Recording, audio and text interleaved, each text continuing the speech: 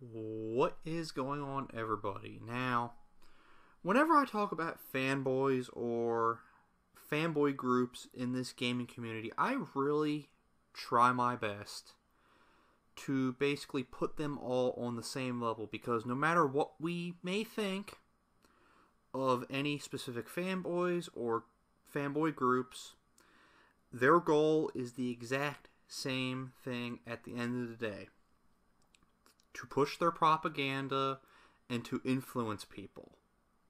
That is a goal of pretty much any extreme fanboy, no matter what they are a fanboy of. Even though I try my best to equate all of them, I think I've finally reached a point where I can honestly say there are some fanboy groups that are that just pretty much go over the line now.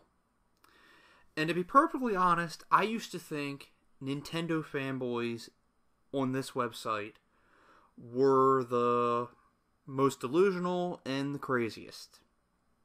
I really did.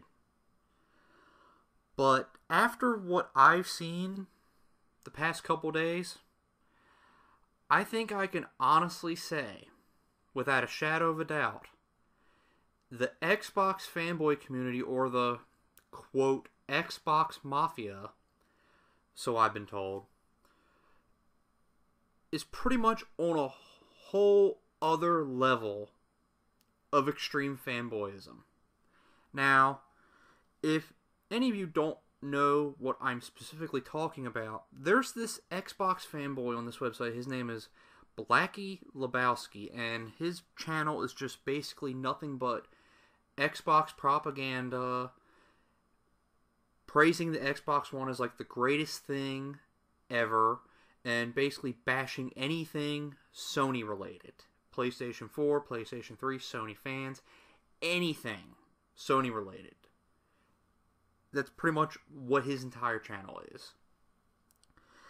He just recently made a video basically equating the PlayStation 4 and its fans to being a part of ISIS.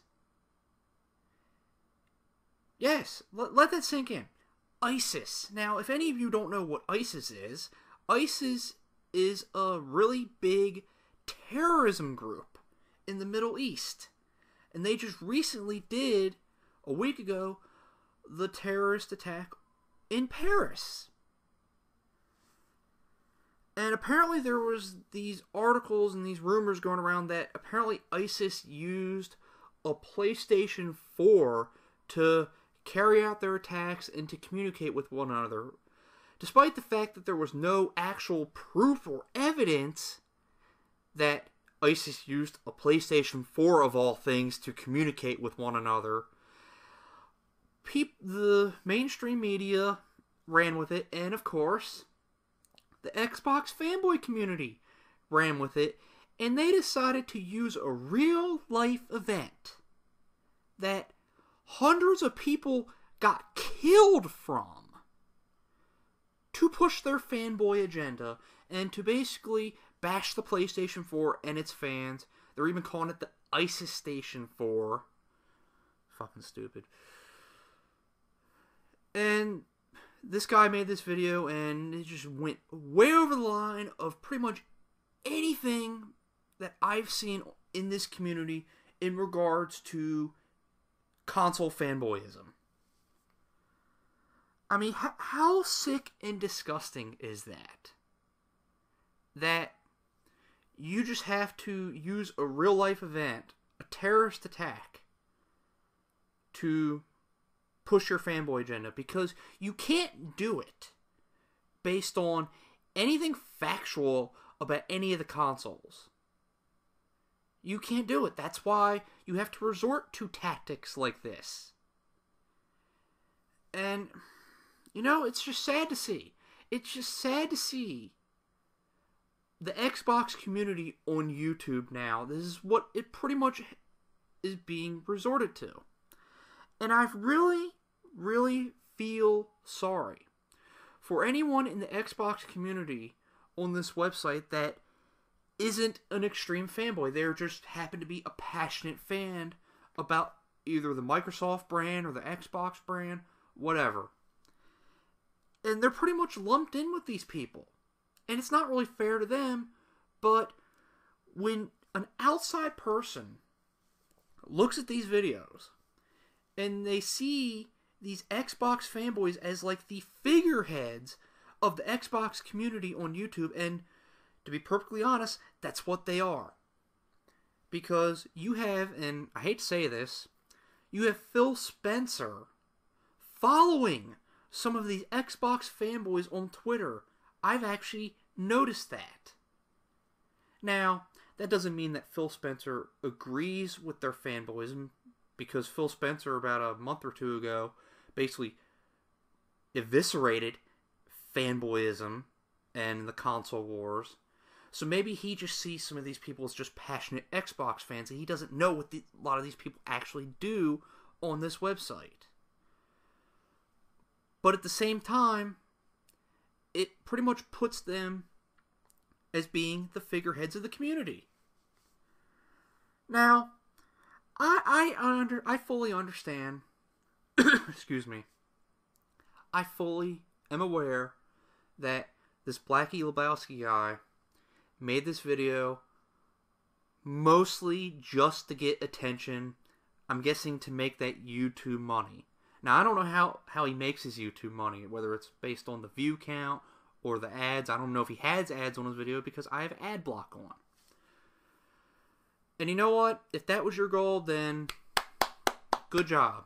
But it makes you look like a fucking disgusting individual.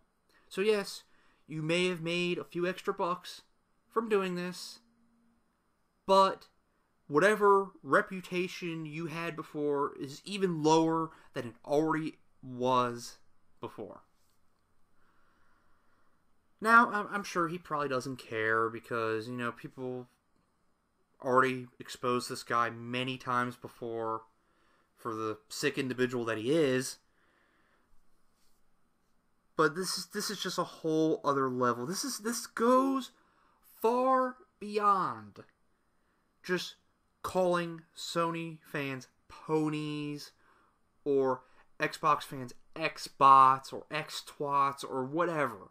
This goes beyond the normal name-calling and the normal fanboyism that we see in this community.